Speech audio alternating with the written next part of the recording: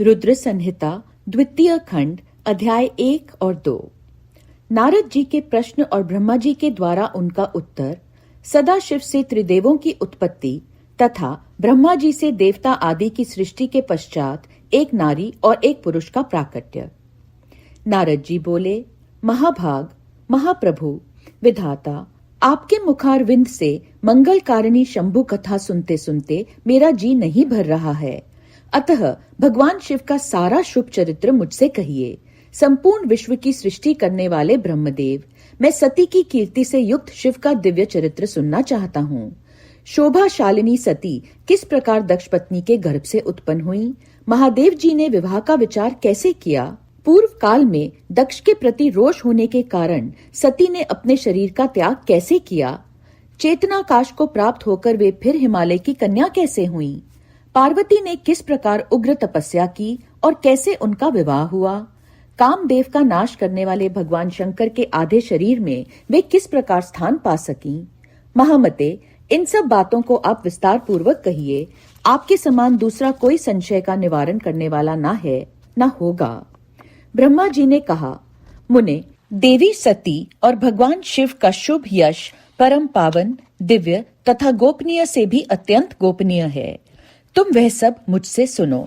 पूर्व काल में भगवान शिव निर्गुण, निर्विकल्प, निराकार, शक्ति रहित, चिन्मय तथा सत और असत से विलक्षण स्वरूप में प्रतिष्ठित थे।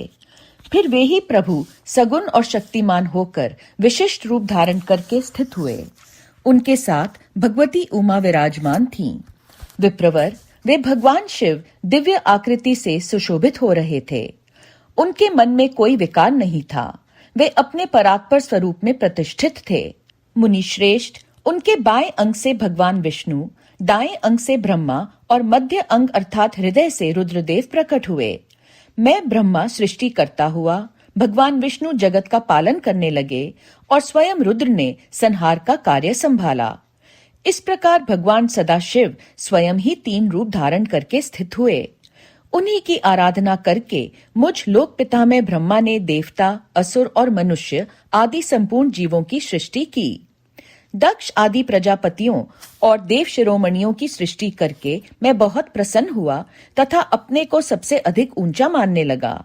मुने, जब मरीचि, अत्रि, पुलह, पुलस्त्य, अंगिरा, क्रतु, वशिष्ठ, नारद, दक्ष और भृगु इन महान प्रभावशाली मानस पुत्रों को मैंने उत्पन्न किया, तब मेरे हृदय से अत्यंत मनोहर रूप वाली एक सुंदर नारी उत्पन्न हुई, जिसका नाम संध्या था।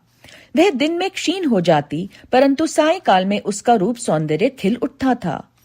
वह मूर्तिमती साय संध्या ही थी और निरंतर किसी मंत्र का जप करती रहती थी। सुंदर बाहों वाली वह नारी सौंदर्य की चरम सीमा को पहुंच गई थी और मुनियों के भी मन को मोह लेती थी। इसी तरह मेरे मन से एक मनोहर पुरुष भी प्रकट हुआ, जो अत्यंत अद्भुत था। उसके शरीर का मध्य भाग कटी प्रदेश पतला था। दांतों की पंक्तियां बड़ी सुंदर थी। उसके अंगों से मतवाले हाथी की सी गंध प्रकट होती थी।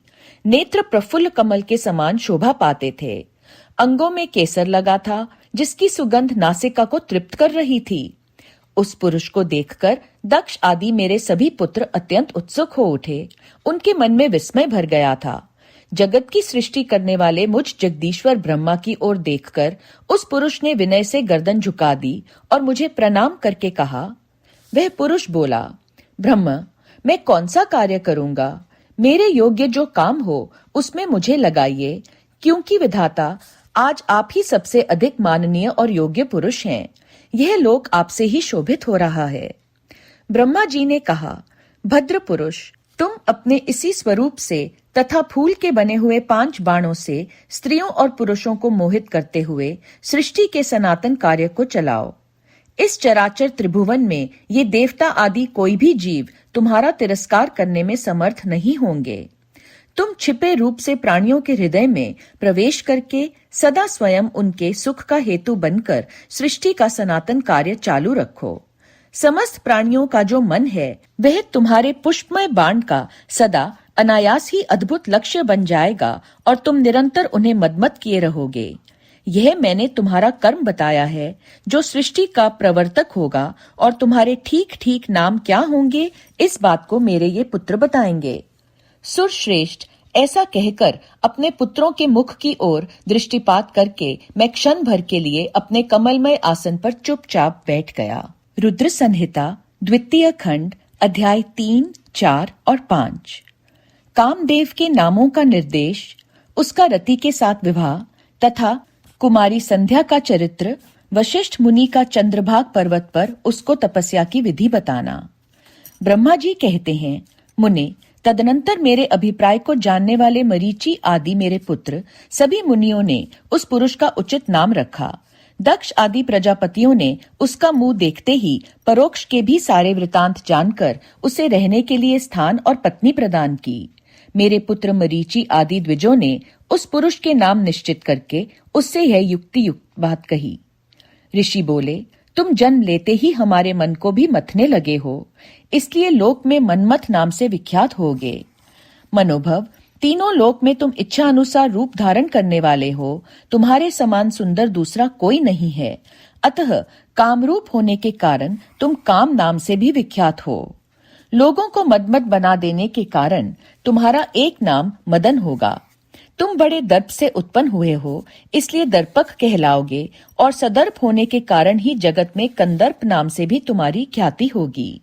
समस्त देवताओं का सम्मिलित बल पराक्रम भी तुम्हारे समान नहीं होगा, अतः सभी स्थानों पर तुम्हारा अधिकार होगा और तुम सर्वव्यापी होगे।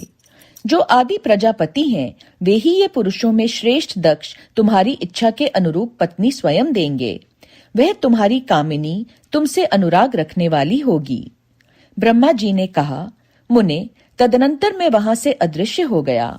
इसके बाद दक्ष मेरी बात का स्मरण करके कंदर्प से बोले, कामदेव, मेरे शरीर से उत्पन्न हुई मेरी यह कन्या सुंदर रूप और उत्तम गुणों से सुशोभित है। इसे तुम अपनी पत्नी बनाने के लिए ग्रहण करो। यह गुणों की दृष्टि से सर्वथा तुम्हारे योग्य है। महातेजस्वी मनोभव, यह सदा तुम्हारे साथ रहने वाली और तुम्हारी रुचि के अनुसार चलने वाली होगी। धर्मतः यह सदा तुम्हारे अधीन रहेगी।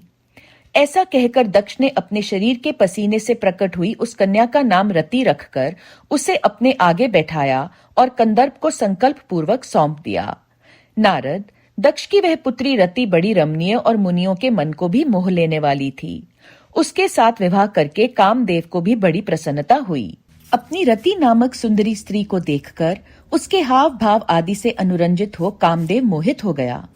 तात, उस समय बड़ा भारी उत्सव होने लगा, जो सबके सुख को बढ़ाने वाला था। प्रजापति दक्ष इस बात को सोचकर बड़े प्रसन्न थे कि मेरी पुत्री इस विवाह से सुखी है। कामदेव को भी बड़ा सुख मिला, उसके सारे दुख दूर हो गए। दक्ष कन्या रति भी कामदेव को पाकर बहुत प्रसन्न हुई। जैसे संध्या काल में मनोहारिणी विद्युन्माला के साथ मेघ शोभा पाता है, उसी प्रकार रति के साथ प्रिय वचन बोलने वाला कामदेव बड़ी शोभा पा रहा था। इस प्रकार रति के प्रति भारी मोह से युक्त रतिपति कामदेव ने उसे उसी तरह अपने हृदय के सिंहासन पर बिठाया, जैसे योगी पुरुष योग विद्या को हृदय में धारण करता है। इसी प्रकार पूर्ण चंद्रमुखी रति भी उस श्रेष्ठ पति को पाकर उसी तरह सुशोभित हुई, जैसे श्री हरि को पाकर पूर्ण चंद्रान नाम लक्ष्मी शोभा पाती है। सूत जी कहते हैं, ब्रह्मा जी का यह कथन सुनकर मुनि श्रेष्ठ नारद मन ही मन बड़े प्रसन्न हुए और भगवान शंकर का स्मरण करके हर्ष पूर्वक बोले, महाभाग, विष्णु शिष्य, महामते, विधाता, आपने चंद्रमौली शिव की यह अद्भुत लीला कही है। अब मैं यह जानना चाहता हूँ कि विवाह के पश्चात जब कामदेव प्रसन्नता पूर्वक अपने स्थान को चला गया, दक्ष भी अपने घर को पधारे तथा आप और आपके मानस पुत्र भी अपने अपने धाम को चले गए, तब पितरों को उत्पन्न करने वाली ब्रह्म कुमारी संध्या कहाँ गई? उसने क्या किया और किस पुरुष के साथ उसका विवाह हुआ? संध्या का यह सब चरित्र विशेष रूप से बताइए। ब्रह्मा जी ने कहा, मुने, संध्या का वह सारा शुभ चरित्र सुनो, जिसे सुनकर समस्त कामिनियां सदा के लिए सती साध्वी हो सकती हैं। वह संध्या जो पहले मेरी मानस पुत्री थी, तपस्या करके शरीर को त्याग कर मुनि श्रेष्ठ मेधातिथि की बुद्धिमती पुत्री होकर अरुंधति नाम से विख्यात हुई। उत्तम व्रत का पालन करके उस देवी ने ब्रह्मा, विष्णु और महेश्वर के कहने से श्रेष्ठ व्रतधारी महात्मा वशिष्ठ को अपना पति चुना। वह सौम्य स्वरूप वाली देवी सबकी वंदनीय और पूजनीय श्रेष्ठ पतिव्रता के रूप में विख्यात हुई। नारद जी ने पूछा, भगवन, संध्या ने कैसे, किस लिए और कहाँ तप किया? किस प्रकार शरीर त्याग कर वह मेधा तिथि की पुत्री हुई? ब्रह्मा, विष्णु और शिव, इन तीनों देवताओं के बताए हुए श्रेष्ठ व्रतधारी महात्मा वशिष्ठ को उसने किस तरह अपना पति बनाया? पितामह, यह सब मैं विस्तार के साथ सुनना चाहता हूँ। अरुंधति के इस कौतूहलपूर्ण चरित्र का आप यथार्थ रूप से वर्णन कीजिए। ब्रह्मा जी ने कहा, मुने, संध्या के मन में एक बार सकाम भाव आ गया था, इसलिए उस साध्वी ने यह निश्चय किया कि वैदिक मार्ग के अनुसार मैं अग्नि में अपने इस शरीर की आहुति दे दूंगी। आज से इस भूतल पर कोई भी देहधारी उत्पन्न होते ही काम भाव से युक्त न हो, इसके लिए मैं कठोर तपस्या करके मर्यादा स्थापित करूंगी। तरुणावस्था से पूर्व किसी पर भी काम का प्रभाव नहीं पड़ेगा, ऐसी सीमा निर्धारित करूंगी। इसके बाद इस जीवन को त्याग दूंगी। मन ही मन ऐसा विचार करके संध्या चंद्रभाग नामक उस श्रेष्ठ पर्वत पर चली गई, जहां से चंद्रभागा नदी का प्रादुर्भाव हुआ है। मन में तपस्या का दृढ़ निश्चय ले संध्या को श्रेष्ठ पर्वत पर गई हुई जान मैंने अपने समीप बैठे हुए वेद वेदांगों के पारंगत विद्वान, सर्वज्ञ, जितात्मा एवं ज्ञान योगी पुत्र वशिष्ठ से कहा, बेटा वशिष्ठ, मनस्विनी संध्या तपस्या की अभिलाषा से चंद्रभाग नामक पर्वत पर गई है। तुम जाओ और उसे विधि पूर्वक दीक्षा दो। तात, वह तपस्या के भाव को नहीं जानती है, इसलिए जिस तरह तुम्हारे यथोचित उपदेश से उसे अभीष्ट लक्ष्य की प्राप्ति हो सके, वैसा प्रयत्न करो। नारद, मैंने दयापूर्वक जब वशिष्ठ को इस प्रकार आज्ञा दी, तब वे जो आज्ञा कहकर एक तेजस्वी ब्रह्मचारी के रूप में संध्या के पास गए। चंद्रभाग पर्वत पर एक देव सरोवर है, जो जलाशयोचित गुणों से परिपूर्ण हो मान सरोवर के समान शोभा पाता है। वशिष्ठ ने उस सरोवर को देखा और उसके तट पर बैठी हुई संध्या पर भी दृष्टिपात किया। कमलों से प्रकाशित होने वाला वह सरोवर तट पर बैठी हुई संध्या से उपलक्षित हो उसी तरह सुशोभित हो रहा था, जैसे प्रदोष काल में उदित हुआ चंद्रमा और नक्षत्रों से युक्त आकाश शोभा पाता है। सुंदर भाव वाली संध्या को वहां बैठी देख मुनि ने कौतूहल पूर्वक उस बृहलोहित नाम वाले सरोवर को अच्छी तरह देखा। उसी प्रकार भूत पर्वत के शिखर से दक्षिण समुद्र की ओर जाती हुई चंद्रभागा नदी का भी उन्होंने दर्शन किया। जैसे गंगा हिमालय से निकलकर समुद्र की ओर जाती है, उसी प्रकार चंद्रभाग के पश्चिम शिखर का भेदन करके वह नदी समुद्र की ओर जा रही थी। उस चंद्रभाग पर्वत पर बृहलोहित सरोवर के किनारे बैठी हुई संध्या को देखकर वशिष्ठ जी ने आदरपूर्वक पूछा। वशिष्ठ जी बोले, भद्रे, तुम इस निर्जन पर्वत पर किस लिए आई हो? किसकी पुत्री हो और तुमने यहाँ क्या करने का विचार किया है? मैं यह सब सुनना चाहता हूँ। यदि छिपाने योग्य बात ना हो तो बताओ। महात्मा वशिष्ठ की यह बात सुनकर संध्या ने उस महात्मा की ओर देखा। वे अपने तेज से प्रज्वलित अग्नि के समान प्रकाशित हो रहे थे। उन्हें देखकर ऐसा जान पड़ता था मानो ब्रह्मचार्य देह धारण करके आ गए हों। वे मस्तक पर जटा धारण किए बड़ी शोभा पा रहे थे। संध्या ने उन तपोधन को आदरपूर्वक प्रणाम करके कहा। संध्या बोली, ब्राह्मण, मैं ब्रह्मा जी की पुत्री हूँ। मेरा नाम संध्या है और मैं तपस्या करने के लिए इस निर्जन पर्वत पर आई हूँ। यदि मुझे उपदेश देना आपको उचित जान पड़े तो आप मुझे तपस्या की विधि बताइए। मैं यही करना चाहती हूँ, दूसरी कोई भी गोपनीय बात नहीं है। मैं तपस्या के भाव को, उसके करने के नियम को बिना जाने ही तपोवन में आ गई हूँ, इसलिए चिंता से सूखी जा रही हूँ और मेरा हृदय कांपता है। संध्या की बात सुनकर ब्रह्मवेताओं में श्रेष्ठ वशिष्ठ जी ने, जो स्वयं सारे कार्यों के ज्ञाता थे, उससे दूसरी कोई बात नहीं पूछी। वह मन ही मन तपस्या का निश्चय कर चुकी थी और उसके लिए अत्यंत उद्यमशील थी। उस समय वशिष्ठ ने मन से भक्त वत्सल भगवान शंकर का स्मरण करके इस प्रकार कहा। वशिष्ठ जी बोले, शुभानने, जो सबसे महान और उत्कृष्ट तेज हैं, जो उत्तम और महान तप हैं, तथा जो सबके परम आराध्य परमात्मा हैं, उन भगवान शंभु को तुम हृदय में धारण करो। जो अकेले ही धर्म, अर्थ, काम और मोक्ष के आदि कारण हैं, उन त्रिलोकी के आदि सृष्टा अद्वितीय पुरुषोत्तम शिव का भजन करो।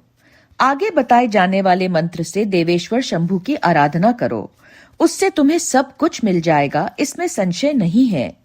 ओम नमो शंकराय ओम, इस मंत्र का निरंतर जप करते हुए मौन तपस्या आरंभ करो और जो मैं नियम बताता हूँ उन्हें सुनो। तुम्हें मौन रहकर ही स्नान करना होगा। मौनालंबन पूर्वक ही महादेव जी की पूजा करनी होगी। प्रथम 2 बार छठे समय में तुम केवल जल का पूर्ण आहार कर सकती हो।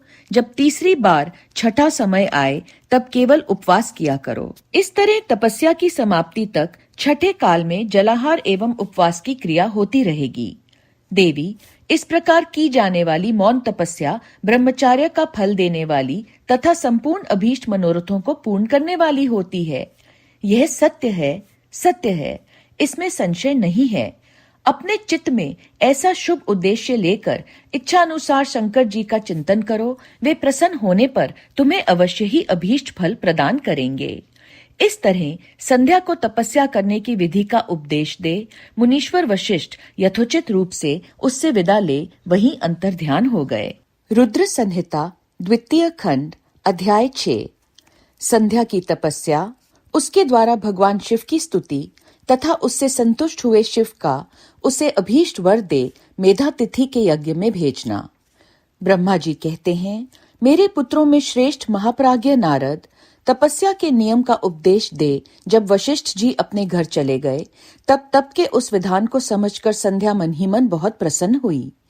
फिर तो वह सानंद मन से तपस्विनी के योग्य वेश बनाकर बृहलोहित सरोवर के तट पर ही तपस्या करने लगी। वशिष्ठ जी ने तपस्या के लिए जिस मंत्र को साधन बताया था, उसी से उत्तम भक्ति भाव के साथ वह भगवान शंकर की आराधना करने लगी। उसने भगवान शिव में अपने चित्त को लगा दिया और एकाग्र मन से वह बड़ी भारी तपस्या करने लगी। उस तपस्या में लगे हुए उसके 4 युग बीत गए। तब भगवान शिव उसकी तपस्या से संतुष्ट हो बड़े प्रसन्न हुए तथा बाहर भीतर और आकाश में अपने स्वरूप का दर्शन कराकर जिस रूप का वह चिंतन करती थी, उसी रूप से उसकी आंखों के सामने प्रकट हो गए। उसने मन से जिनका चिंतन किया था, उन्हीं प्रभु शंकर को अपने सामने खड़ा देख वह अत्यंत आनंद में निमग्न हो गई। भगवान का मुखारविंद बड़ा प्रसन्न दिखाई देता था। उनके स्वरूप से शांति बरस रही थी। वह सहसा भयभीत हो सोचने लगी कि मैं भगवान हर से क्या कहूं, किस तरह इनकी स्तुति करूं। इसी चिंता में पड़कर उसने अपने दोनों नेत्र बंद कर लिए। नेत्र बंद कर लेने पर भगवान शिव ने उसके हृदय में प्रवेश करके उसे दिव्य ज्ञान दिया, दिव्य वाणी और दिव्य दृष्टि भी प्रदान की। जब उसे दिव्य ज्ञान, दिव्य दृष्टि और दिव्य वाणी प्राप्त हो गई, तब वह कठिनाई से ज्ञात होने वाले जगदीश्वर शिव को प्रत्यक्ष देखकर उनकी स्तुति करने लगी। संध्या बोली, जो निराकार और परम ज्ञानमय हैं, जो ना तो स्थूल हैं, ना सूक्ष्म हैं और ना उच्च ही हैं तथा जिनके स्वरूप का योगी जन अपने हृदय के भीतर चिंतन करते हैं, उन्हीं लोक सृष्टा आप भगवान शिव को नमस्कार है। जिन्हें शर्व कहते हैं, जो शांत स्वरूप, निर्मल, निर्विकार और ज्ञानमय हैं, जो अपने ही प्रकाश में स्थित हो प्रकाशित होते हैं, जिनमें विकार का अत्यंत अभाव है, जो आकाश मार्ग की भांति निर्गुण निराकार बताए गए हैं तथा जिनका रूप अज्ञानांधकार मार्ग से सर्वथा परे है, उन नित्य प्रसन्न आप भगवान शिव को मैं प्रणाम करती हूँ।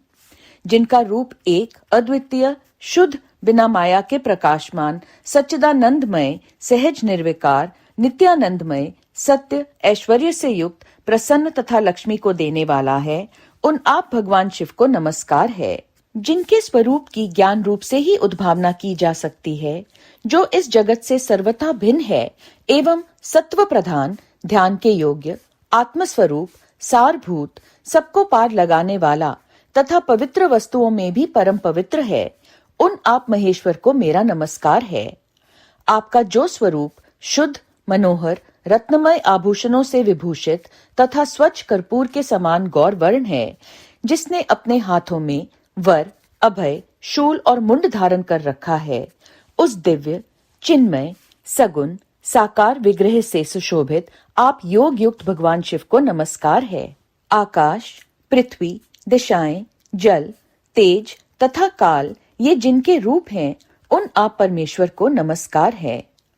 प्रधान, प्रकृति और पुरुष जिनके शरीर रूप से प्रकट हुए हैं, अर्थात वे दोनों जिनके शरीर हैं, इसलिए जिनका यथार्थ रूप अव्यक्त बुद्धि आदि से परे है, उन भगवान शंकर को बारंबार नमस्कार है। जो ब्रह्मा होकर जगत की सृष्टि करते हैं, जो विष्णु होकर संसार का पालन करते हैं, तथा जो रुद्र होकर अंत में इस सृष्टि का संहार करेंगे, उन्हीं आप भगवान सदाशिव को बारंबार नमस्कार है। जो कारण के भी कारण हैं, दिव्य अमृत रूप ज्ञान तथा अणिमा आदि ऐश्वर्य प्रदान करने वाले हैं, समस्त लोकांतरों का वैभव देने वाले हैं, स्वयं प्रकाश रूप हैं तथा प्रकृति से भी परे हैं, उन परमेश्वर शिव को नमस्कार है, नमस्कार है। यह जगत जिनसे भिन्न नहीं कहा जाता, जिनके चरणों से पृथ्वी तथा अन्यान्य अंगों से संपूर्ण दिशाएं, सूर्य, चंद्रमा, कामदेव एवं अन्य देवता प्रकट हुए हैं और जिनकी नाभि से अंतरिक्ष का आविर्भाव हुआ है, उन्हीं आप भगवान शंभु को मेरा नमस्कार है। प्रभु, आप ही सबसे उत्कृष्ट परमात्मा हैं, आप ही नाना प्रकार की विद्याएं हैं, आप ही हर संहार करता हैं, आप ही सद्ब्रह्म तथा परब्रह्म हैं, आप सदा विचार में तत्पर रहते हैं। जिनका ना आदि है, ना मध्य है और ना अंत ही है, जिनसे सारा जगत उत्पन्न हुआ है तथा जो मन और वाणी के विषय नहीं है, उन महादेव जी की स्तुति मैं कैसे कर सकूंगी। ब्रह्मा आदि देवता तथा तपस्या के धनी मुनि भी जिनके रूपों का वर्णन नहीं कर सकते, उन्हीं परमेश्वर का वर्णन अथवा स्तवन मैं कैसे कर सकती हूँ। प्रभु, आप निर्गुण हैं, मैं मूढ़ स्त्री आपके गुणों को कैसे जान सकती हूँ। आपका रूप तो ऐसा है जिसे इंद्र सहित संपूर्ण देवता और असुर भी नहीं जानते हैं। महेश्वर, आपको नमस्कार है। तपोमय, आपको नमस्कार है। देवेश्वर शंभु, मुझ पर प्रसन्न होइए, आपको बारंबार मेरा नमस्कार है। ब्रह्मा जी कहते हैं, नारद, संध्या का यह स्तुतिपूर्ण वचन सुनकर उसके द्वारा भली भांति प्रशंसित हुए भक्तवत्सल परमेश्वर शंकर बहुत प्रसन्न हुए। उसका शरीर वल्कल और मृग चर्म से ढका हुआ था। मस्तक पर पवित्र जटाजूट शोभा पा रहे थे। उस समय पाले के मारे हुए कमल के समान उसके कुम्हलाए हुए मुंह को देखकर भगवान हर दया से द्रवित हो उससे इस प्रकार बोले। महेश्वर ने कहा, भद्रे, मैं तुम्हारी इस उत्तम तपस्या से बहुत प्रसन्न हूँ। शुद्ध बुद्धि वाली देवी, तुम्हारे इस स्तवन से भी मुझे बहुत बड़ा संतोष प्राप्त हुआ है। अतः इस समय अपनी इच्छा के अनुसार कोई वर मांगो। जिस वर से तुम्हें प्रयोजन हो तथा जो तुम्हारे मन में हो, उसे मैं यहाँ अवश्य पूर्ण करूंगा। तुम्हारा कल्याण हो। मैं तुम्हारे व्रत नियम से बहुत प्रसन्न हूँ। प्रसन्नचित महेश्वर का यह वचन सुनकर अत्यंत हर्ष से भरी हुई संध्या उन्हें बारंबार प्रणाम करके बोली, महेश्वर, यदि आप मुझे प्रसन्नता पूर्वक वर देना चाहते हैं, यदि मैं वर पाने के योग्य हूँ, यदि पाप से शुद्ध हो गई हूँ, तथा देव, यदि इस समय आप मेरी तपस्या से प्रसन्न हैं, तो मेरा मांगा हुआ यह पहला वर सफल करें। देवेश्वर, इस आकाश में पृथ्वी आदि किसी भी स्थान में जो प्राणी हैं, वे सब के सब जन्म लेते ही काम भाव से युक्त न हो जाएं। नाथ, मेरी सकाम दृष्टि कहीं न पड़े। मेरे जो पति हों, वे मेरे भी अत्यंत सुहृदय हों। पति के अतिरिक्त जो भी पुरुष मुझे सकाम भाव से देखे, उसके पुरुषत्व का नाश हो जाए, वह तत्काल नपुंसक हो जाए। निष्पाप संध्या का यह वचन सुनकर प्रसन्न हुए भक्तवत्सल भगवान शंकर ने कहा, देवी, संध्य, सुनो। भद्रे, तुमने जो जो वर मांगा है, वह सब तुम्हारी तपस्या से संतुष्ट होकर मैंने दे दिया। प्राणियों के जीवन में मुख्यतः 4 अवस्थाएं होती हैं। पहली शैशवावस्था, दूसरी कौमारावस्था, तीसरी यौवनावस्था और चौथी वृद्धावस्था। तीसरी अवस्था प्राप्त होने पर देहधारी जीव काम भाव से युक्त होंगे। कहीं कहीं दूसरी अवस्था के अंतिम भाग में ही प्राणी सकाम हो जाएंगे। तुम्हारी तपस्या के प्रभाव से मैंने जगत में सकाम भाव के उदय की यह मर्यादा स्थापित कर दी है, जिससे देहधारी जीव जन्म लेते ही कामासक्त न हो जाएं। तुम भी इस लोक में वैसे दिव्य सती भाव को प्रकट करो, जैसा तीनों लोकों में दूसरी किसी स्त्री के लिए संभव नहीं होगा। पानी ग्रहण करने वाले पति के सिवा जो कोई भी पुरुष सकाम होकर तुम्हारी ओर देखेगा, वह तत्काल नपुंसक होकर दुर्बलता को प्राप्त हो जाएगा। तुम्हारे पति महान तपस्वी तथा दिव्य रूप से संपन्न एक महाभाग महर्षि होंगे जो तुम्हारे साथ 7 कल्पों तक जीवित रहेंगे। तुमने मुझसे जो वर मांगे थे वे सब मैंने पूर्ण कर दिए। अब मैं तुमसे दूसरी बात कहूंगा जो पूर्व जन्म से संबंध रखती है। तुमने पहले से ही यह प्रतिज्ञा कर रखी है कि मैं अग्नि में अपने शरीर को त्याग दूंगी। उस प्रतिज्ञा को सफल करने के लिए मैं तुम्हें एक उपाय बताता हूँ, उसे निसंदेह करो। मुनिवर मेधा तिथि का एक यज्ञ चल रहा है जो 12 वर्षों तक चालू रहने वाला है। उसमें अग्नि पूर्णतया प्रज्वलित है। तुम बिना विलंब किए उसी अग्नि में अपने शरीर का उत्सर्ग कर दो। इसी पर्वत की उपत्यका में चंद्रभागा नदी के तट पर तापसाश्रम में मुनिवर मेधातिथि महायज्ञ का अनुष्ठान करते हैं।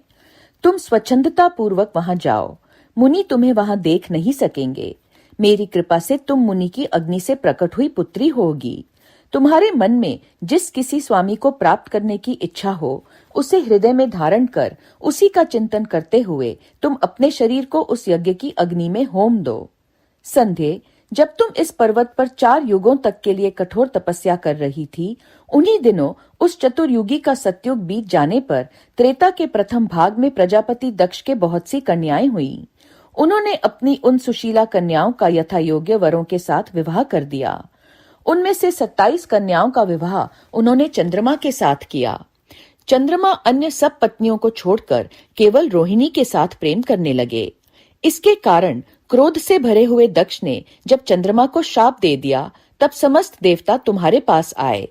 परंतु संध्या, तुम्हारा मन तो मुझ में लगा हुआ था, अतः तुमने ब्रह्मा जी के साथ आए हुए उन देवताओं पर दृष्टिपात ही नहीं किया।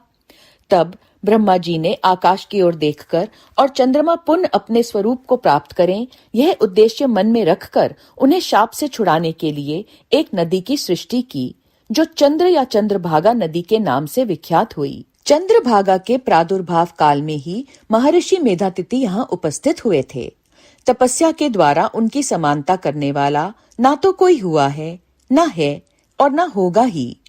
उन महर्षि ने महान विधि विधान के साथ दीर्घ काल तक चलने वाले ज्योतिष्टोम नामक यज्ञ का आरंभ किया है। उसमें अग्निदेव पूर्ण रूप से प्रज्वलित हो रहे हैं। उसी आग में तुम अपने शरीर को डाल दो और परम पवित्र हो जाओ। ऐसा करने से इस समय तुम्हारी वह प्रतिज्ञा पूर्ण हो जाएगी। इस प्रकार संध्या को उसके हित का उपदेश देकर देवेश्वर भगवान शिव वहीं अंतर्ध्यान हो गए। रुद्र संहिता द्वितीय खंड अध्याय 7 से 10।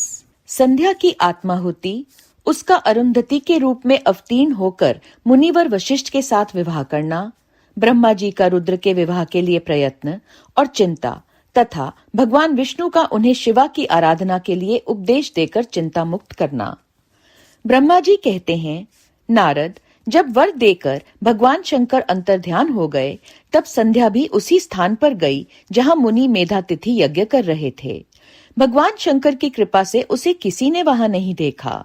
उसने उस तेजस्वी ब्रह्मचारी का स्मरण किया जिसने उसके लिए तपस्या की विधि का उपदेश दिया था। महामुने, पूर्व काल में महर्षि वशिष्ठ ने मुझ परमेष्ठी की आज्ञा से एक तेजस्वी ब्रह्मचारी का वेश धारण करके उसे तपस्या करने के लिए उपयोगी नियमों का उपदेश दिया था। संध्या अपने को तपस्या का उपदेश देने वाले उन्हीं ब्रह्मचारी ब्राह्मण वशिष्ठ को पति रूप से मन में रखकर उस महायज्ञ में प्रज्वलित अग्नि के समीप आ गई। उस समय भगवान शंकर की कृपा से मुनियों ने उसे नहीं देखा। ब्रह्मा जी की वह पुत्री बड़े हर्ष के साथ उस अग्नि में प्रविष्ट हो गई। उसका पुरोडाशमय शरीर तत्काल दग्ध हो गया। उस पुरोडाश की अलक्षित गंध सब ओर फैल गई। अग्नि ने भगवान शंकर की आज्ञा से उसके सुवर्ण जैसे शरीर को जलाकर शुद्ध करके पुण्य सूर्य मंडल में पहुंचा दिया। तब सूर्य ने पितरों और देवताओं की तृप्ति के लिए उसे 2 भागों में विभक्त करके अपने रथ में स्थापित कर दिया। मुनीश्वर, उसके शरीर का ऊपरी भाग प्रातः संध्या हुआ, जो दिन और रात के बीच में पड़ने वाली आदि संध्या है, तथा उसके शरीर का शेष भाग साय संध्या हुआ, जो दिन और रात के मध्य में होने वाली अंतिम संध्या है।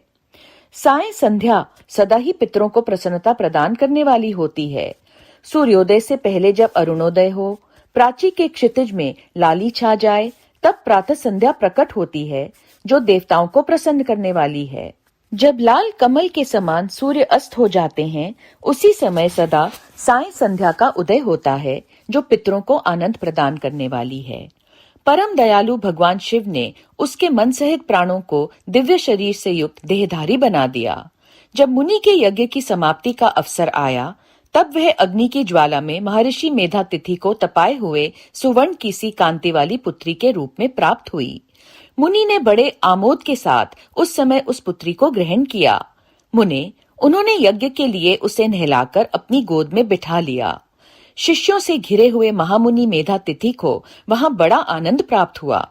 उन्होंने उसका नाम अरुंधति रखा।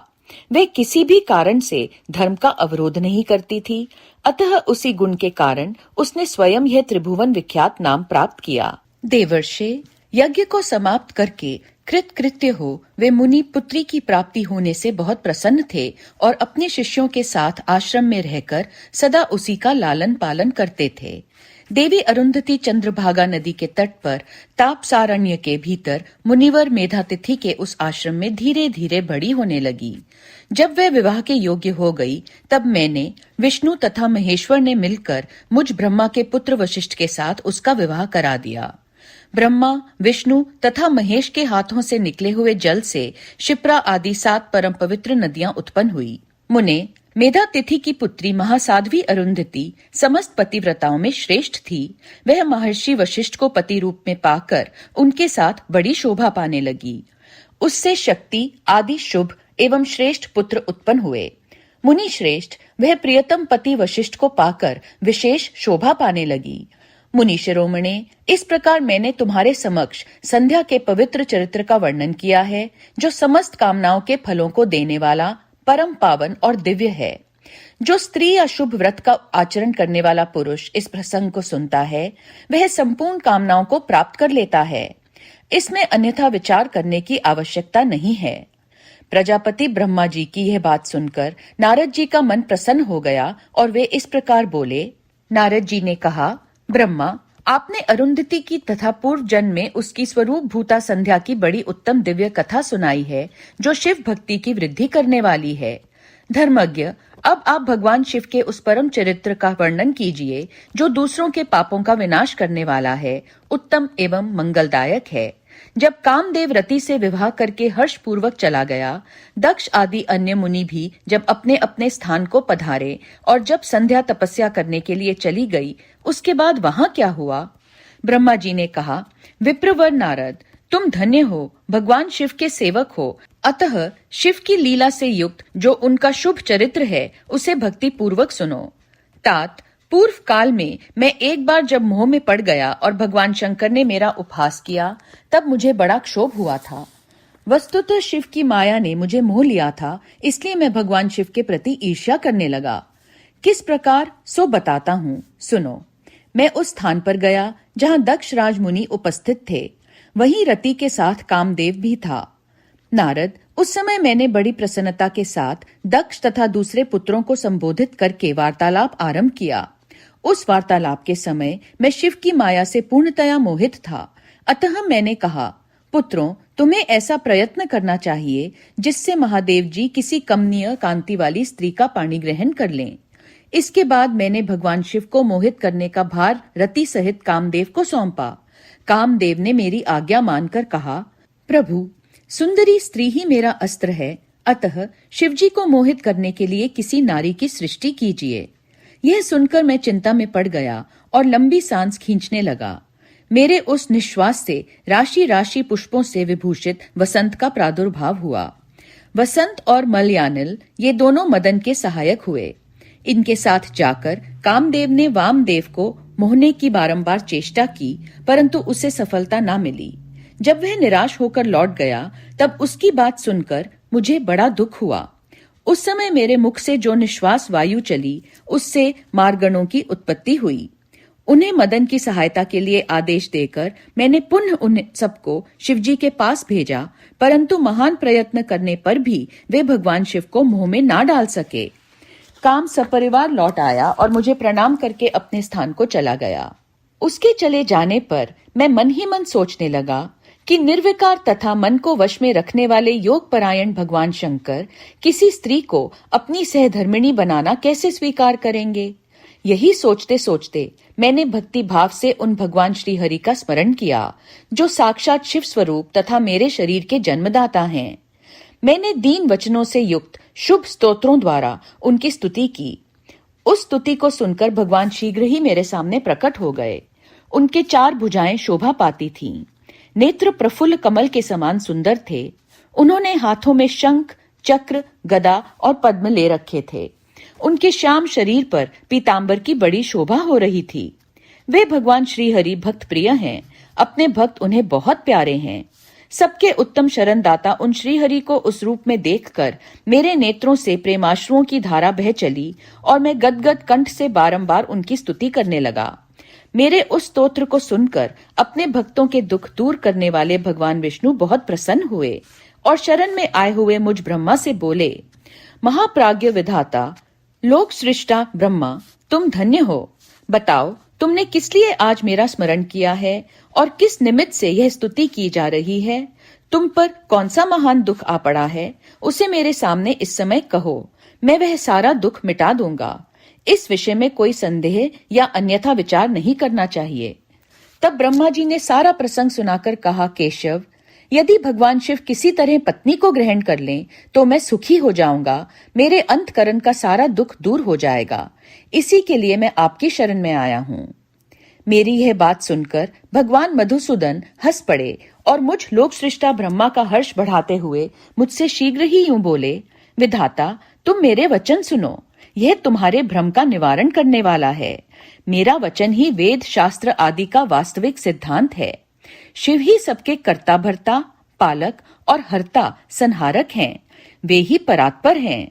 परब्रह्म, परेश, निर्गुण, नित्य, अनिर्देश्य, निर्विकार, अद्वितीय, अच्युत, अनंत, सबका अंत करने वाले, स्वामी और सर्वव्यापी परमात्मा एवं परमेश्वर हैं। सृष्टि, पालन और संहार के कर्ता, 3 गुणों को आश्रय देने वाले, व्यापक, ब्रह्मा, विष्णु और महेश नाम से प्रसिद्ध, रजोगुण, सत्वगुण तथा तमोगुण से परे, माया से ही भेदयुक्त प्रतीत होने वाले, निरीह, माया रहित, माया के स्वामी या प्रेरक, चतुर, सगुण, स्वतंत्र, आत्मानंद स्वरूप, निर्विकल्प, आत्माराम, निर्द्वंद्व, भक्त परवश, सुंदर विग्रह से सुशोभित योगी, नित्य योग परायण, योग मार्गदर्शक, गर्वहारी, लोकेश्वर और सदा दीन वत्सल हैं। तुम उन्हीं की शरण में जाओ। सर्वात्मना शंभु का भजन करो। इससे संतुष्ट होकर वे तुम्हारा कल्याण करेंगे। ब्रह्मा, यदि तुम्हारे मन में यह विचार हो कि शंकर पत्नी का पाणी ग्रहण करें तो शिवा को प्रसन्न करके उद्देश्य से शिव का स्मरण करते हुए उत्तम तपस्या करो। अपने इस मनोरथ को हृदय में रखते हुए देवी शिवा का ध्यान करो। वे देवेश्वरी यदि प्रसन्न हो जाएं तो सारा कार्य सिद्ध कर देंगी। यदि शिवा सगुण रूप से अवतार ग्रहण करके लोक में किसी की पुत्री हो मानव शरीर ग्रहण करें तो वे निश्चय ही महादेव जी की पत्नी हो सकती हैं। ब्रह्मा, तुम दक्ष को आज्ञा दो। वे भगवान शिव के लिए पत्नी का उत्पादन करने के निमित्त स्वतः भक्ति भाव से प्रयत्न पूर्वक तपस्या करे। तात, शिवा और शिव दोनों को भक्त के अधीन जानना चाहिए। वे निर्गुण पार ब्रह्मा स्वरूप होते हुए भी स्वेच्छा से सगुण हो जाते हैं। विधे, भगवान शिव की इच्छा से प्रकट हुए हम दोनों ने जब उनसे प्रार्थना की थी तब पूर्व काल में भगवान शंकर ने जो बात कही थी उसे याद करो। ब्रह्मा, अपनी शक्ति से सुंदर लीला विहार करने वाले निर्गुण शिव ने स्वेच्छा से सगुण होकर मुझको और तुमको प्रकट करने के पश्चात तुम्हें जो सृष्टि कार्य करने का उपदेश दिया और उमा सहित उन अविनाशी सृष्टिकर्ता प्रभु ने मुझे उस सृष्टि के पालन का कार्य सौंपा। फिर नाना लीला विशारद उन दयालु स्वामी ने हंसकर आकाश की ओर देखते हुए बड़े प्रेम से कहा, विष्णु, मेरा उत्कृष्ट रूप इन विधाता के अंग से इस लोक में प्रकट होगा जिसका नाम रुद्र होगा। रुद्र का रूप ऐसा ही होगा जैसा मेरा है। वह मेरा पूर्ण रूप होगा। तुम दोनों को सदा उसकी पूजा करनी चाहिए। वह तुम दोनों के संपूर्ण मनोरथों की सिद्धि करने वाला होगा। वही जगत का प्रलय करने वाला होगा। वह समस्त गुणों का दृष्टा, निर्विशेष एवं उत्तम योग का पालक होगा। यद्यपि तीनों देवता मेरे ही रूप हैं, तथापि विशेषत रुद्र मेरा पूर्ण रूप होगा। पुत्रों, देवी उमा के भी 3 रूप होंगे। एक रूप का नाम लक्ष्मी होगा, जो इन श्री हरि की पत्नी होगी। दूसरा रूप ब्रह्मा पत्नी सरस्वती है। तीसरा रूप सती के नाम से प्रसिद्ध होगा। सती उमा का पूर्ण रूप होंगी। वे ही भावी रुद्र की पत्नी होंगी। ऐसा कहकर भगवान महेश्वर हम पर कृपा करने के पश्चात वहां से अंतर ध्यान हो गए और हम दोनों सुखपूर्वक अपने अपने कार्य में लग गए। ब्रह्मा, समय पाकर मैं और तुम दोनों सपत्नीक हो गए और साक्षात भगवान शंकर रुद्र नाम से अवतीर्ण हुए। वे इस समय कैलाश पर्वत पर निवास करते हैं। प्रजेश्वर, अब शिवा भी सती नाम से अवतीर्ण होने वाली हैं, अतः तुम्हें उनके उत्पादन के लिए ही यत्न करना चाहिए। ऐसा कहकर मुझ पर बड़ी भारी दया करके भगवान विष्णु अंतर्ध्यान हो गए और मुझे उनकी बातें सुनकर बड़ा आनंद प्राप्त हुआ। ओम नमः शिवाय, ओम नमः शिवाय, ओम नमः शिवाय।